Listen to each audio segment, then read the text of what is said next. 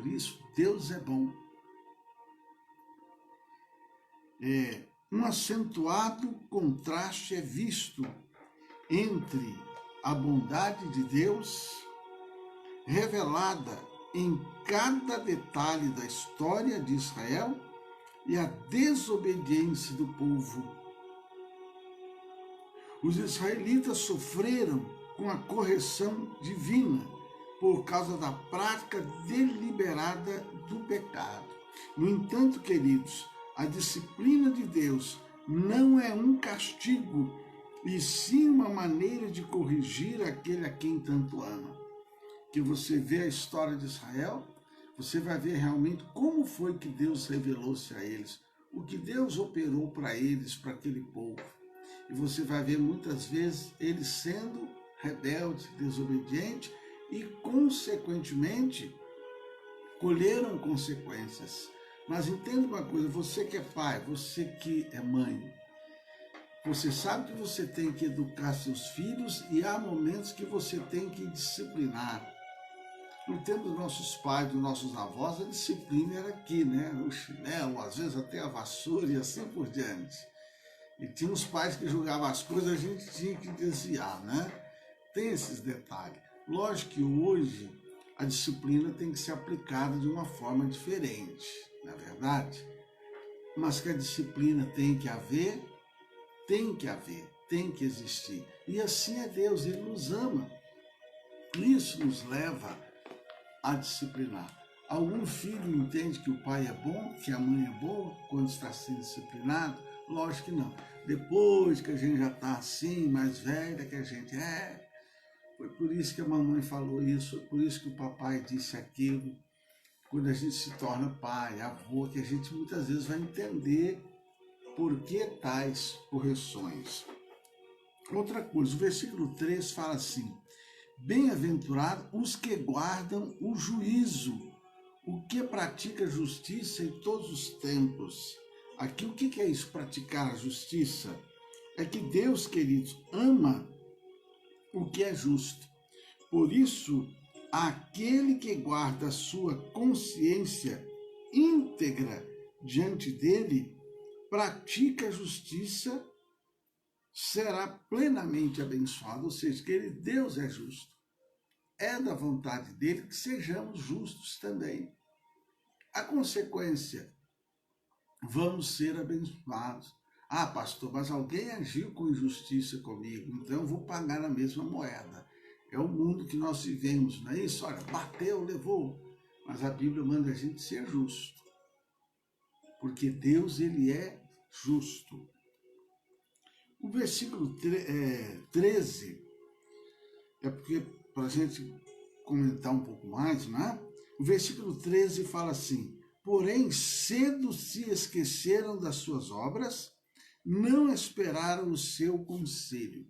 Que você lendo o capítulo, você vai, o versículo 4 fala, ó, lembra-te de mim, Senhor, segundo a tua bondade, para que eu veja os bens de teus escolhidos. Nós pecamos como os nossos pais. Nossos pais não entenderam as tuas maravilhas. Aí, nossos pais não entenderam as tuas maravilhas. E assim por diante.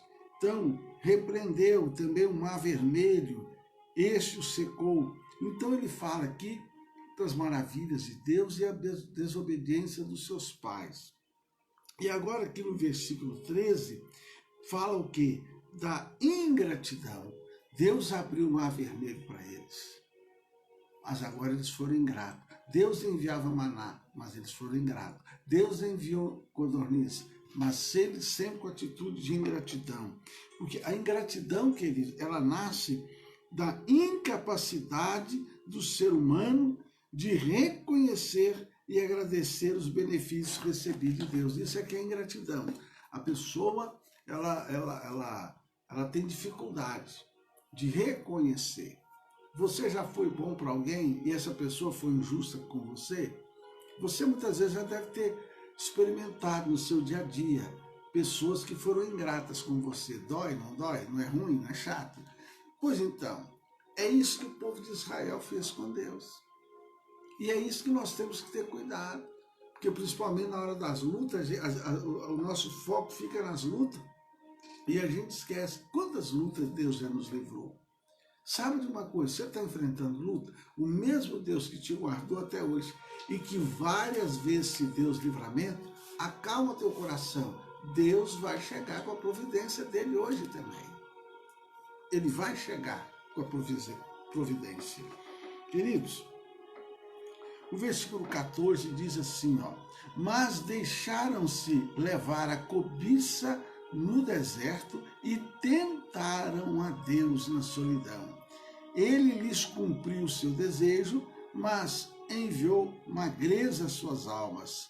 Invejaram a Moisés e Arão. Abriu-se a terra e engoliu a Datã. E um fogo se acendeu no grupo. Por quê, queridos? Eles foram contra Deus. Quando Moisés estava clamando a Deus pelos mandamentos, eles fizeram um bezerro de ouro e estavam adorando. O que aconteceu? Veio o juízo de Deus sobre eles, a terra se abriu e eles foram engolidos vivos, aqueles que se rebelaram. Então, amados, nós vemos então que os pecados dos filhos de Israel variavam entre cobiça pelos alimentos dos egípcios, inveja e rebeldia. Era o pecado deles. Cobiça pelo alimento que os egípcios tinham. E inveja, gente, eles tinham inveja de Moisés, olha só. Tinham inveja de Moisés. E, consequentemente, rebelião. Então, em todos esses casos, Israel, queridos, eles pecaram porque suas intenções eram carnais. Sendo carnal, é impossível que alguém cumpra a vontade de Deus. Isso significa que enquanto a natureza adâmica governar uma pessoa, ela estará suscetível a sentimentos carnais. Ou seja, queridos, natureza adâmica quer dizer a natureza de Adão. Nós temos que ter a natureza de Cristo. Quando nós nascemos, nós temos a natureza de Adão, carne. Quando nós aceitamos Cristo como nosso Senhor e Salvador, a nossa natureza torna-se espiritual. É por isso que nós, como servos de Deus, temos que ter a nossa vida guiada pelo Espírito Santo de Deus. Temos que ter a chamada vida espiritual. Isso não quer dizer que não venhamos ter problemas, dificuldades, não. Mas na hora da solução, a gente tem que levar para o campo espiritual e ali ter a nossa vitória e posicionar como Jesus Cristo se posicionaria. Queridos, o versículo 19 já diz assim, ó, fizeram um bezerro em Horebe e adoraram a imagem fundida. Converteram a sua glória na figura de um boi. Ou seja, queridos, eles ficaram cegos. Com tanta bondade que Deus tinha para eles, não, mas a gente quer ter um Deus que a gente possa ver. Então fizeram o bezerro de ouro para adorar. Então o povo havia visto e se beneficiado, querido, da glória de Deus, da presença de Deus, da bondade de Deus. Mas eles trocaram por um bezerro de ouro, né? O deus Apis, chamaram, fizeram a figura lá de um outro deus chamado Apis, adorando esse Deus. Porque os egípcios, eles tinham um Deus que a imagem dele era de boi. Eles chamavam ele de Apis, e o adoravam. Então o povo de Israel, vamos fazer lá que nem eles. Então a gente tem que ter cuidado com isso aí. Certo, amados? O versículo 24 já diz assim, também desprezaram a terra aprazível, não creram na sua palavra. Antes murmuraram nas suas tendas e não deram ouvido à voz do Senhor. Queridos, você tem que ter muito cuidado com o que você fala em casa. Porque muitas vezes em casa a gente está em luta, em dificuldade. É onde muitas vezes a gente para ficar pensando nos problemas. Na igreja a pessoa ouve a palavra. No trabalho a pessoa trabalha, na escola estuda. Mas em casa que muitas vezes a gente fica, ó céus, ó vida. E eles, na tenda deles, ou seja, na casa deles, ficavam murmurando. Então a gente tem que ter cuidado com o nosso foco, dentro de nossa casa, porque muitas vezes a nossa casa é um território de murmuração, só que Deus, Ele ouve e está vendo a nossa murmuração, está vendo a nossa ingratidão. Queridos, o 28 diz, também se juntaram com Baal Peor e comeram o sacrifício dos mortos. Meu Jesus amado, em Baal Peor, os hebreus abandonaram o culto verdadeiro a Deus. Olha o que eles fizeram, eles abandonaram o culto verdadeiro a Deus para cultuar Baal, com rituais regados a banquete e prostituição, queridos. E o versículo 34 diz, não destruíram os povos como o Senhor lhes dissera, porque eles tinham que destruir, aquele povo ali era um povo mau, sanguinário, Israel tinha que destruí-los e não fazer aliança com eles. O que eles fizeram? Eles foram adorar o mesmo Deus que aquele povo adorava. Então, ali eles já estavam na Canaã, na terra que Deus havia prometido a eles. Eles se misturou com os povos pagãos, ao invés de destruí-los. Além disso, adorou os seus ídolos e chegou a sacrificar seus próprios filhos, porque aqueles povos ímpios, queridos, o que eles faziam? Eles pegavam os seus próprios filhos e adoravam ao seu Deus. Resultado, queridos, isso aí trouxe a eles dor, angústia, destruição. E quando a nova geração no deserto surgiu, em vez de ser fiel, repetiu os mesmos erros, porque veio a nova geração e eles seguiram.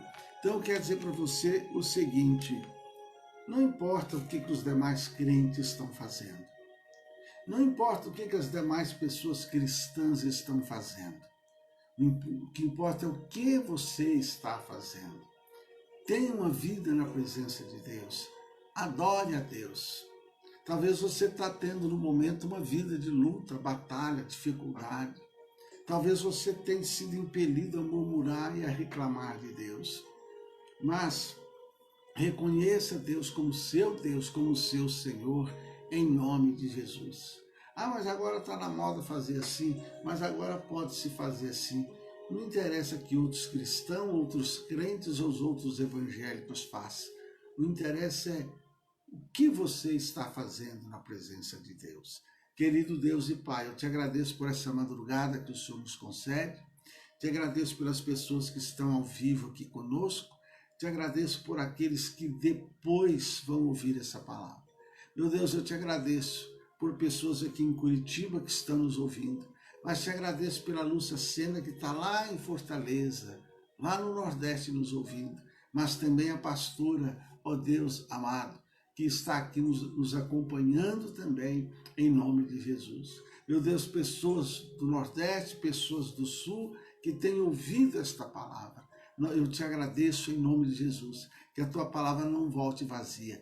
Dá vitória às tuas servas, dá vitória aos seus servos, em nome de Jesus. Levanta, meu Deus, aquele que está caído. Arranca a tristeza daquele que está com o seu coração dominado pela dor na alma, pela angústia. Refrigera esta alma para a honra e glória do teu nome e que teu filho e tua filha seja cheio do teu Espírito nessa hora. Querido Espírito Santo, querido Consolador, tu sabes as áreas que este homem, que esta mulher estão precisando de ser acolhidos, consolados, abençoados. Que assim seja em nome de Jesus e que o amor de Deus Pai, a graça do Senhor Jesus, a comunhão gloriosa do Espírito Santo seja com todos vós hoje e sempre. Amém? Olha, um beijo no teu coração. Compartilha essa palavra, porque tem muitos filhos de Deus por aí, às vezes murmurando e reclamando de Deus e precisa se voltar para Deus. Antes de um puxãozinho de orelha, não é verdade? Deus te abençoe.